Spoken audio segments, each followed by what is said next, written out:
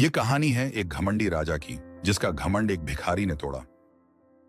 एक बार की बात है, एक राज्य में एक राजा था जो बहुत घमंडी और अहंकारी था। राजा को अपनी शक्ति, धन और ऐश्वर्य पर बहुत गर्व था। उसे लगता था कि दुनिया में उससे बड़ा और कोई नहीं। एक दिन दरबार के बाहर एक गरीब भिखारी आया। वह बहुत साधारण कपड़ों में था और बहुत भूखा लग रहा था। भिखारी ने राजा से भोजन के लिए भीख मांगी। राजा ने उसे घमंड भरे स्वर में कहा, तू मेरे जैसे महान राजा से भीख मांगने आया है? तू जानता है मैं पूरे राज्य का मालिक हूं, मुझे किसी की जरूरत नहीं है। भिखारी मुस्कुराया और बोला, राजन, क्या आप सच में इतने महान हैं? तो क्या आप मुझे भरपेट खाना खिला सकते हैं? राजा ने हंसते हुए अपने सेवकों को बुलाया और आदेश दिया, इस भिखारी को खाना खिलाओ और इसे दिखाओ कि राजा कितना उदार होता है। सेवकों ने भिखारी के सामने एक सोने की थाली में खाना परोसा।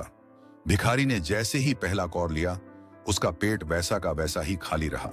उसने बार बार खाया, लेकिन उसका पेट भर ही नहीं रहा था। राजा हैरान था।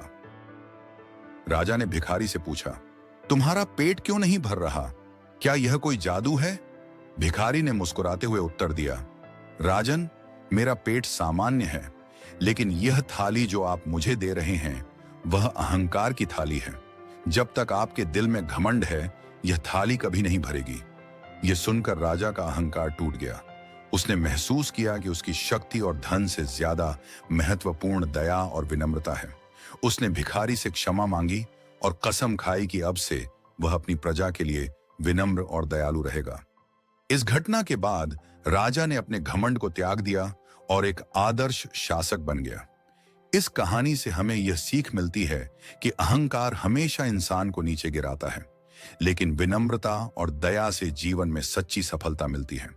ऐसी और वीडियो देखने के लिए हमारे चैनल को सब्सक्राइब कीजिए